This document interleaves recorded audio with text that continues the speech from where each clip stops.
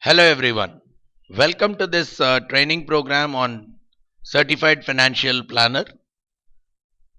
So as a part of this session, we would look at the risk analysis and insurance planning module. And in that, let's focus on this one of the important chapters of that module, which is the legal principles in insurance.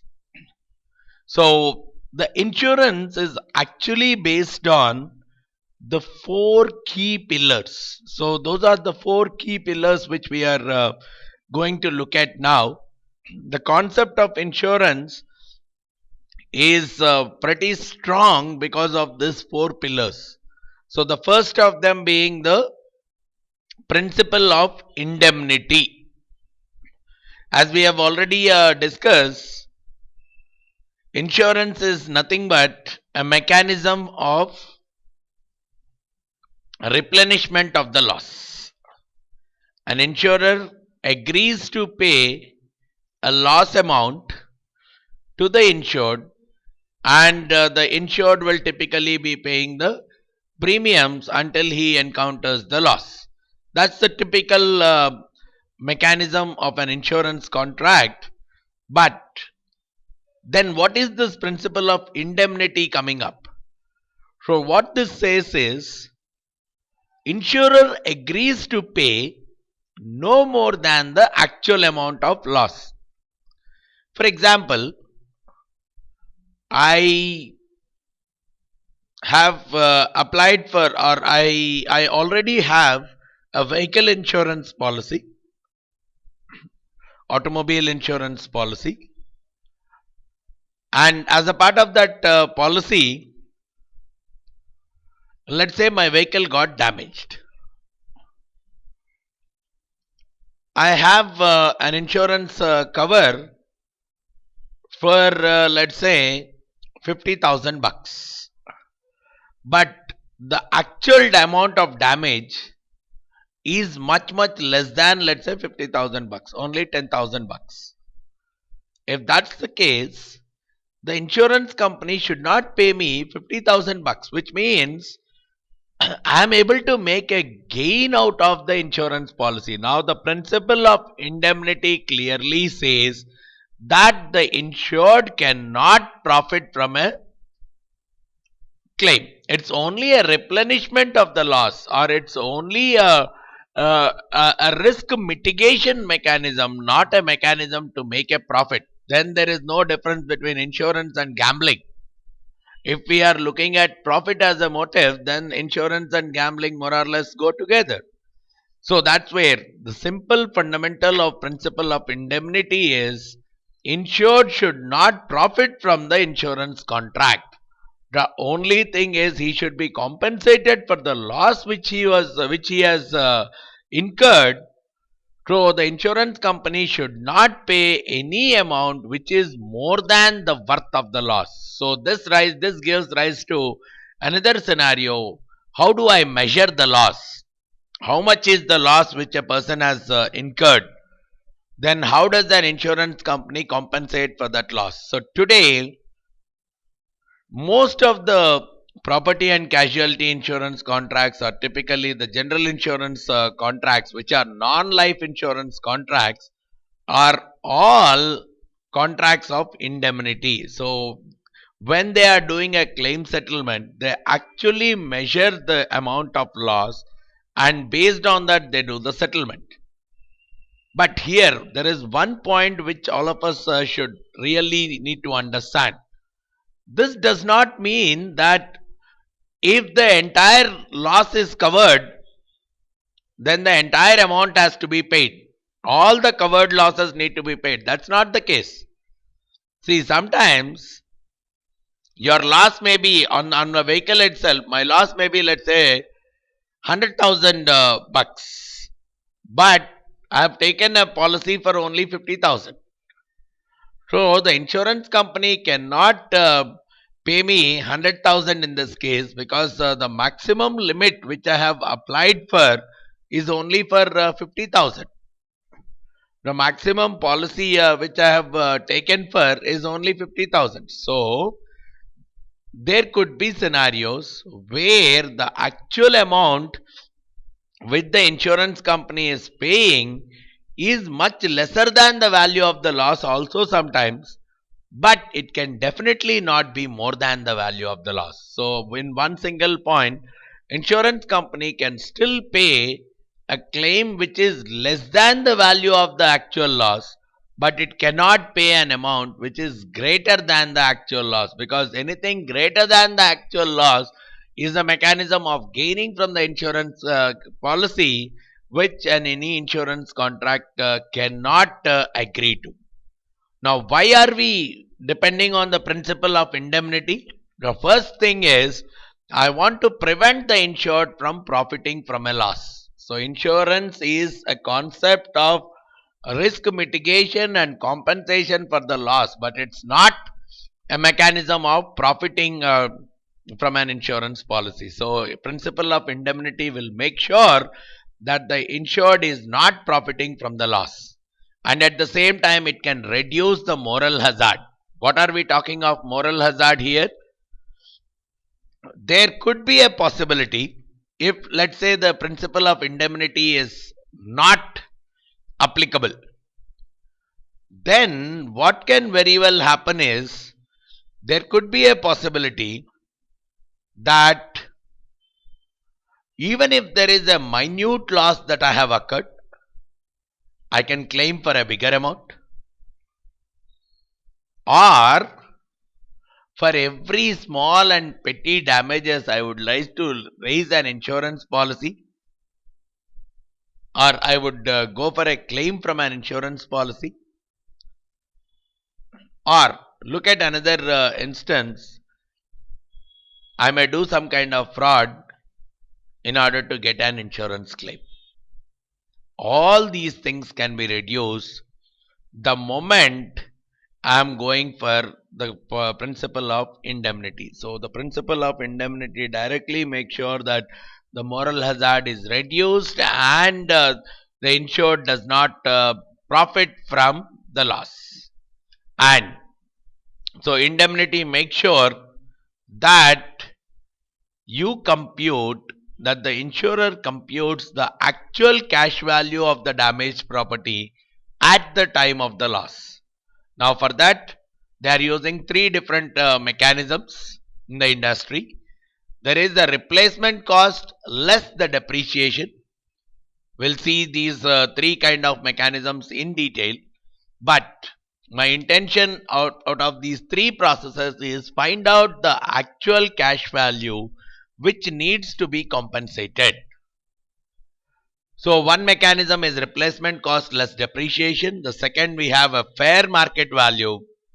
And the third one is a broad evidence rule. We'll look at each of these three things in detail. So getting into the replacement cost less depreciation method, what we are saying is, it's a current cost of restoring the damaged property. Let's say it's my building which is a 5-year-old building, and I am looking at let's say it has caught up fire and there was a big loss. Now what we are talking of is, what should be the insurance amount, claim amount that can be given as a part of the policy. The replacement cost less depreciation method, what it says is, look at the current cost of restoring the damaged property. What is the current worth of the new property minus take out the depreciation, because the building has already been used up for 5 years. Assuming, let's say, the useful life of the building is 20 years, 25% of the building's life is already used up. So as a part of the claim, I would get only 75% of the replacement cost of the building. Let's say the current worth of the building is 1 million, because 25% is depreciated, because I might have purchased the building at some other cost. I might have purchased it at only 500,000. But Today, the replacement cost is 1 million. So, 1 million minus whatever is the depreciation, because I have used 25% of the useful life. So, I'll reduce it by 25%, which means only 750,000 will be my replacement cost less depreciation. So, my actual cash value using the replacement cost less depreciation method in this example would come out to only 750,000. Then we have another mechanism called fair market value. Any buyer who is really willing to buy, a seller who is really willing to sell. What is the price at which the transaction runs between them in a very fair, unbiased market? So, the price which a buyer is willing to pay to the seller to possess that property at that point in time is what is the fair market value of the that property, and that is what is the mechanism that is used for actual cash value computation. In some cases, especially when the properties do not have too much of a demand, or building wise it is in a remote area or something, the value, the fair market value can be very much less than the replacement cost minus the depreciation also. So when the company is using the fair market value of determining the ACV, there is a possibility that in some cases the fair market value may come much lesser compared to the replacement cost less the depreciation. Then the third mechanism that is typically used to compute the actual cash value is the broad evidence rule. It simply says, imagine there is an expert who is there to evaluate the property. What all different mechanisms can be used by that person?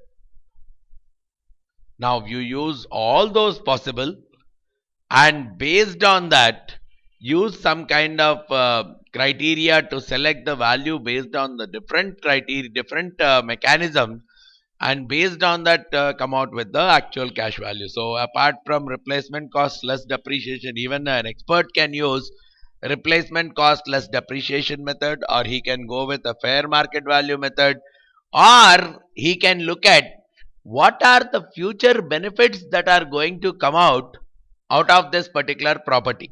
If it is a housing property, probably there is a possibility of a rental income that may come up. So the present value of all the future cash flows that can come out of that property is one more mechanism that can be used to compute the actual cash value. Or probably you compare similar properties. If there are many properties with a similar kind of pricing structures or similar kind of features, so you can do a comparison or probably go for an opinion of appraisers and all. So there are multiple mechanisms that are used to arrive at the value of the property. So what the ACV calculation depends on is you try to use as many mechanisms as possible which an expert would be using to arrive at computing the value of the property. Now, what are the typical exceptions that are there to the principle of indemnity? So not all insurance policies are going with the principle of indemnity. So that is where we have looked at some of the exceptions. So when I consider a policy as a valued policy, this is one kind of a policy which is not going with the principle of indemnity, because what it says is, if it is a valued policy, the meaning is the insurer has to pay the face amount of insurance if a total loss occurs. It's not about, you cannot measure the worth, the value of that loss. Probably for antiques, fine arts, I cannot measure what is the amount of a loss. Let's say the total painting got damaged. How much should be paid for that painting? So there is no such mechanism to determine the actual cash value of those kind of items like antiques, fine arts, rare paintings, etc. So what happens is, at the beginning of the contract itself, there is an agreement between the insured and the insurer and whenever there is a total loss that occurs, the insurer will pay the entire agreed amount irrespective of measuring the value of the loss. So that's where there is a concept, there is a violation of the principle of indemnity in case of valued policy. Similarly, in the case of valued policy loss, there are some kind of laws that are existing in some states of United States or in some countries itself, where the law simply says the entire face amount has to be paid to the insured if a loss occurs from some specific perils only. Let's say, so in some cases, the law may cover only fire, in some cases lightning, in some cases windstorm, in some cases combination. But if a complete loss occurs because of any of these stuff, then the total face value, irrespective, without measuring the value of that particular loss, the total face amount has to be paid to the insured. So because the total amount is paid without doing a measurement, there might be a possibility of a gain out of that policy. So that's where we are calling even valued policy loss contracts also to violate the principle of indemnity. Then we also have a replacement cost insurance. What this says is, this is slightly against the concept of replacement cost less depreciation. Here no depreciation happens. If at all I am taking a replacement cost insurance policy, then it's as good as replacing that loss with a completely new one. This is generally applicable for homes, buildings, business, personal properties, etc. I can very well take a replacement cost insurance policy. In this case, even though I have my house is a 5-year-old house, as a part of the replacement cost insurance, I'll get the value equivalent to a fresh new house. I won't have a depreciation of 25% usage on the house and get a reduced amount, which means there is a very clear possibility of making a gain out of the policy, which means the principle of indemnity is simply violated in this case also. Then the fourth kind of policies which typically violate the principle of indemnity is a life insurance policy.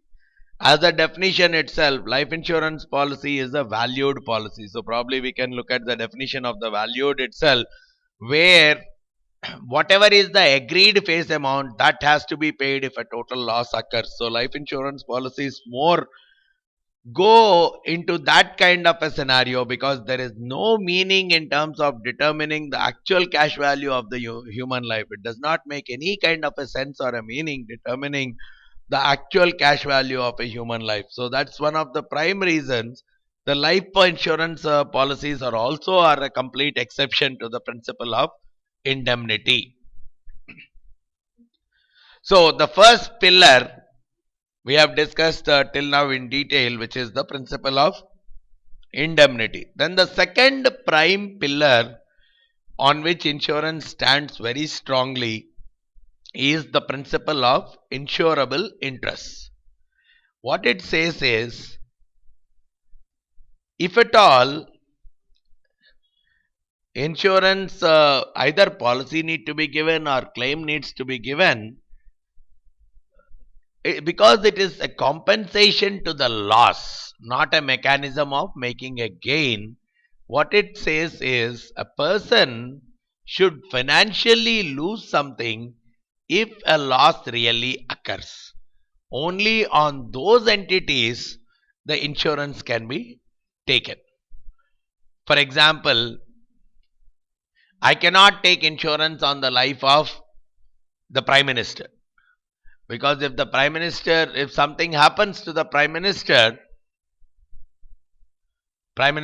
life, I'm not going to lose anything financially. Probably his children, his well-wishers, his close relatives, or people who have financial dealings with him.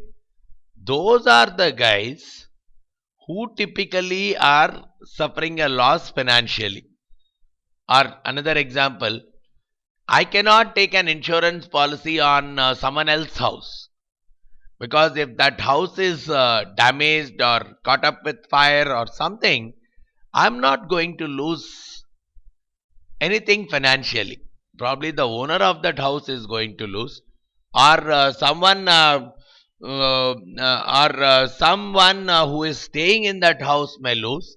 So those are the guys who are going to lose financially, but I'm not going to lose, which means the insurable interest simply says that for whatever items I'm saying I'm the insured, I should be in a position to lose financially if a loss occurs to that particular item.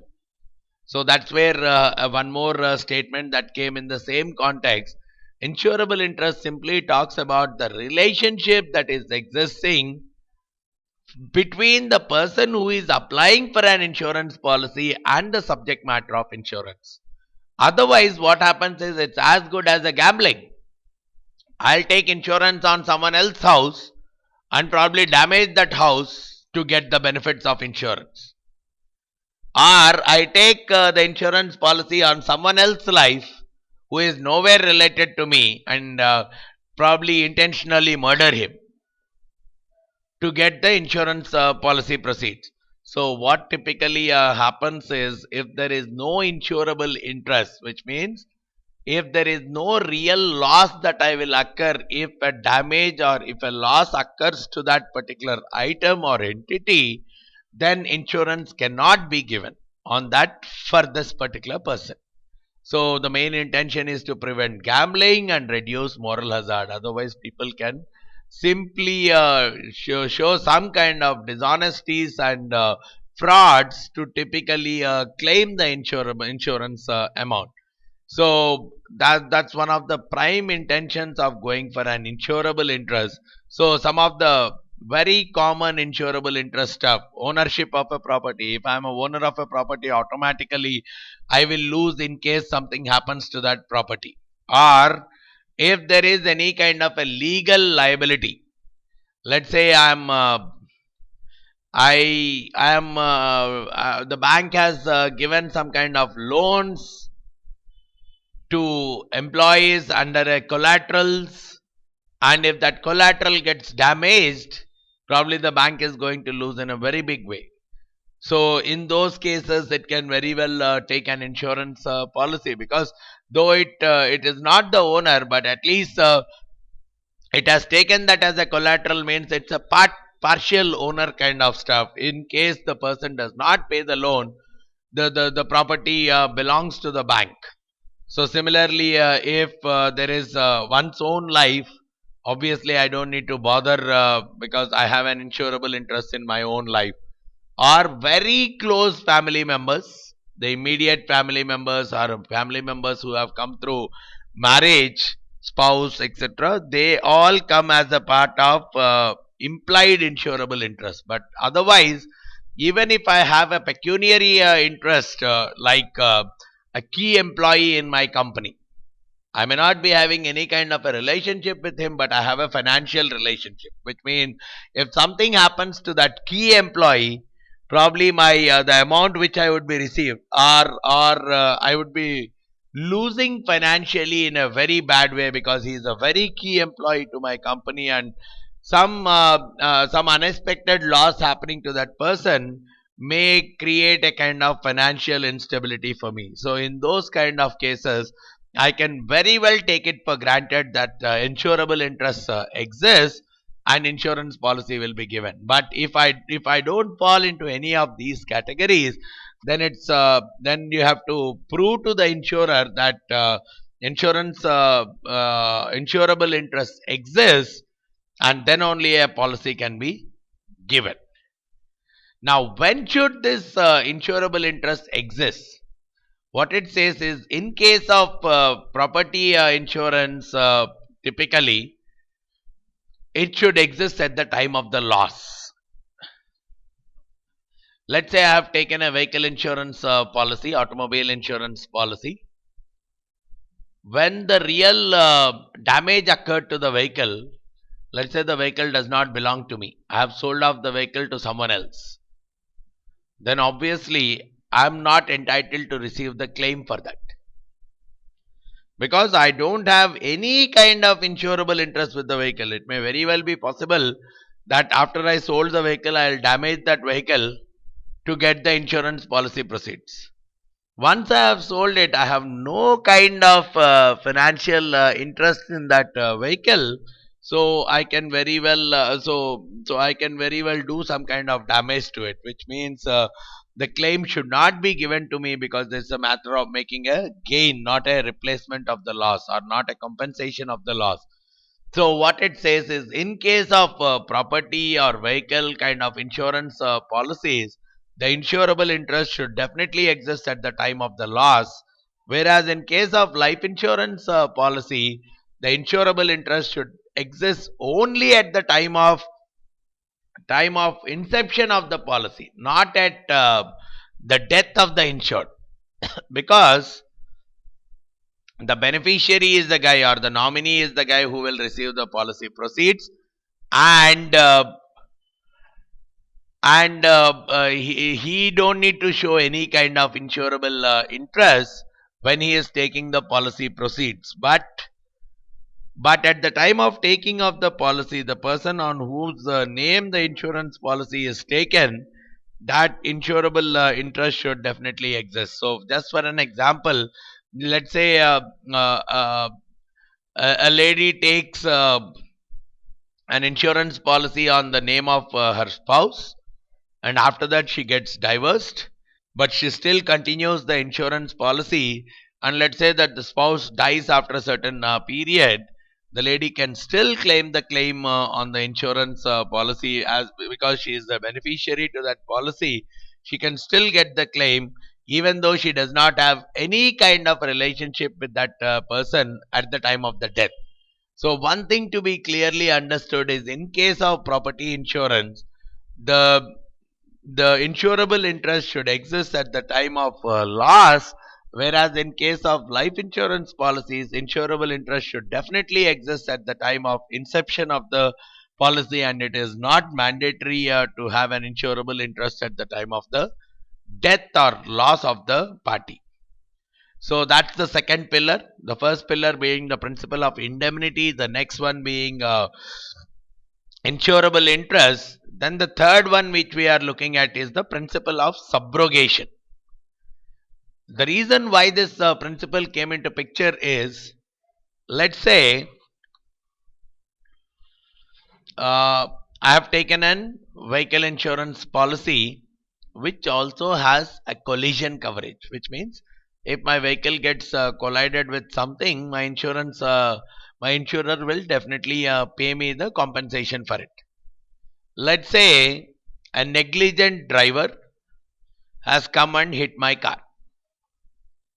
So my car got collided, but I'm not at mistake. The negligent driver was at mistake. But because I had a vehicle insurance policy with a collision cover on it, I apply for my insurance company, and my insurance company does an immediate settlement for me.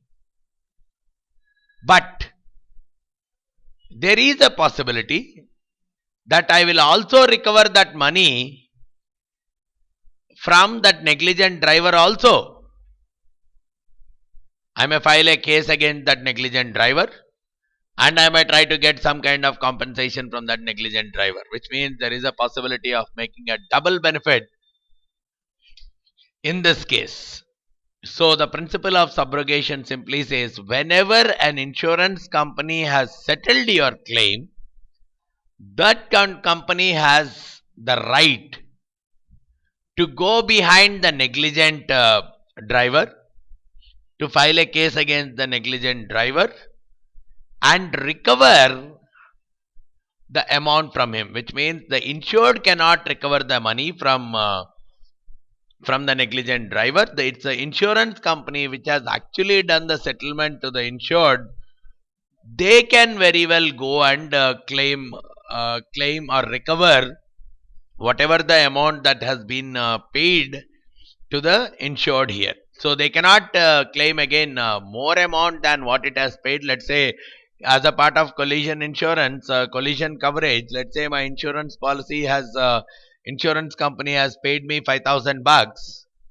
Now that 5,000 bucks can be recovered from the negligent driver by filing a case against him and things like that. So the subrogation simply says that insurer can recover the loss from the negligent third party instead of the insured for the amount which it has settled to the insured as a part of the claim. So one main reason to get into it is it prevents the insured from getting a dual benefit, because the basic concept of insurance is you should only get compensated for a loss but not gain from the insurance, which means you cannot collect twice for the same loss from two different parties. So from that perspective, the insurance subrogation clause will prevent the insured from claiming multiple claims on the same loss, and at the same time, because the current party is not responsible for the loss, that negligible driver is responsible for the loss, so it makes the negligible parties to be accountable for the loss rather than the insurance company of the innocent driver paying and paying for that loss. It makes the negligent irresponsible party to typically bear the loss. So that's where the subrogation clause is playing a better role. But the only thing is it applies only when the insurer makes a loss payment, because if your insurance company did not pay anything for the damage which you had, then there is nothing called a subrogation clause, because it only gives the right for the insurance company to file a claim and get amount to the extent which it has paid to you as a part of the initial settlement. If it has not done any kind of initial settlement to you, then there is no kind of a recovery from through the subrogation process. Only to the extent of payment made can be recovered, not more than that. So some of the things that we need to remember as far as the subrogation clause is concerned is, insurer is entitled to recover only the amount that it has paid under the policy, nothing more than that. And insured cannot impair the insurer's subrogation rights. So once the insurance company has paid the insured some compensation, to that extent of compensation, the insured should give a kind of consent to the insurer to recover that amount from the negligent party. It cannot happen that the negligent party and the insured compromise and try to waive off the situation. That cannot happen, because once the insurance company has done the settlement, now the full rights exist with the insurance company to go further and claim the recovery from the negligent party. And couple of things to remember here: the concept of subrogation does not apply to life insurance and most of the health insurance contracts. And another important point is, insurance cannot subrogate against its own insured. Then the whole purpose of insurance itself will get damaged. So if that negligent party is also an insured to the same insurance policy, then there is no question of subrogation. Only when that the third party, negligent third party, does not have the insurance policy of this particular insurer, then only the principle of subrogation clause comes into picture.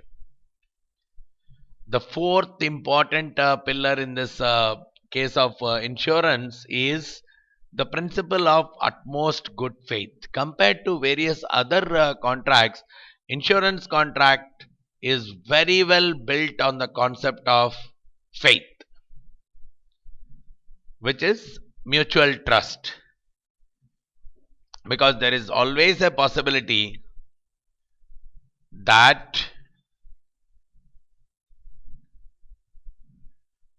a high degree of honesty is imposed on both the parties, because there is always a possibility that one of them does not trust the other, or one of them shows a wrong information to the other, which can create a big problem as far as the insurance is concerned. That's where there are three legal doctrines on which this entire utmost good faith is based. The three of them are called as representation, concealment, and warranty. When we use the word representation, it's a statement that is made by the applicant when he is applying for the insurance. So it's a very important. So whatever has been mentioned in the insurance application, that is what we call as a representation. And what it simply says is, if that representation is material, when we say material, just with a change of information, probably the policy would have been either denied, or the terms and conditions of the policy would have been changed. Then we call such kind of representation as material, which means whatever the information that is provided at the time of application, based on that information, the policy is either accepted or rejected, or the terms of the policy are decided. So the moment that information is changed a little bit, the whole terms and conditions, or even the accept and reject changes, then such kind of information we call as material information. Then representation is false if it is misleading. And when I say relied on by the insurer, it means that based on that information only, the insurer has actually taken a decision of issuing the policy for this particular premium amount. So if at all we see that there is some kind of misrepresentation which is material and it is relied on by the insurer, then any kind of wrong that is associated with it, the insurer can very well try to make the contract voidable, which means he can stop paying the claim on that contract, and it's completely at the insurer's option, which means the insurer can very well contest that particular case, and he need not do any kind of a settlement. Then there is another doctrine which talks about concealment, which simply says the insured intentionally hiding the facts without representing them on the insurance policy or in the application. Let's say the insured had undergone some kind of surgery in the last 6 months, but there is a question which in the application which asks, did you undergo any kind of surgery in the last 5 years? The insured did not fill that field intentionally. Then we say that as concealment, because intentionally the insured knows that this is going to impact the decision of the policy, accept versus reject. So he has intentionally hidden it. That is what is associated with concealment. And again, in case of concealment also, insurer can very well make the contract voidable at his wish. But the only thing he has to prove when he is contesting is whatever was hidden or concealed by the insured at the time of application was done intentionally, and he knows that he is he is hiding that information, and his main intention is to do a fraud to the insurer. When he, in case the insurer is able to prove these kind of things, he can very well deny the claim for that particular insured on that loss. Then there is a third doctrine which is very important from an utmost good faith perspective, which is the clause of warranty. Sometimes what happens is, when I want to apply for a policy, I'll give some kind of statements which will assure the insurer to actually reduce the premium amount. Let's say I say I'll have a security guard 24 hours at my office. So the chances of burglary or theft will actually come down. So you can very well get a lesser premium. Or I have a couple of automatic sprinkler systems in my office which will work always, which will where I'll make sure that they are functioning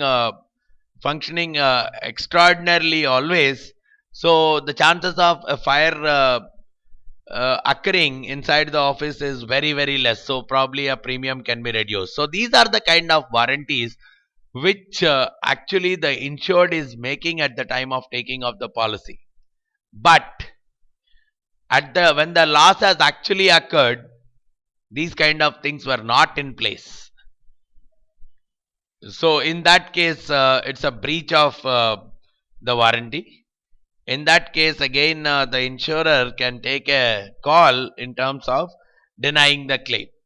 But that has become a very serious concern, and most of the claims were getting rejected. So after that, there was some kind of modification to that principle, and simply came out as insurer cannot deny a claim unless that breach of warranty will increase the hazard drastically. So if that breaching of warranty does not make much difference to the hazard, then probably insurer should definitely give that claim, or should honor the claim, but only in case the hazard is going to be increased, then the insurer can deny the claim. So these are the four binding principles or pillars on which the fundamentals of insurance have been developed, and these four principles are holding on the fundamentals of insurance pretty stronger. And that's one of the prime reasons we need to understand these four concepts. Though life insurance does not apply the concept of indemnity to a large extent, and even to the principle of subrogation, but at least the property and liabilities insurance will definitely use these pillars to bring out the effectiveness in the insurance system. So that's what is covered as a part of this chapter. Thanks a lot for listening to this chapter. I hope everything is clear as far as these four pillars of the insurance policy are concerned. If you have any further doubts, you can feel free to visit our website www.pacegurus.com, or I request you to call us on 919848012123, or you can even send me an email on vamsidhar VAMSIDHAR @pacegurus.com. And I request you to visit the website www.pacegurus.com for further updates on the various trainings that we conduct at our institute, and for any kind of corporate trainings and consulting assignments, or if you would like to purchase the recorded videos of any of the trainings, you can very well visit our website and get in touch with us. Thanks a lot for listening to this session. Thank you very much.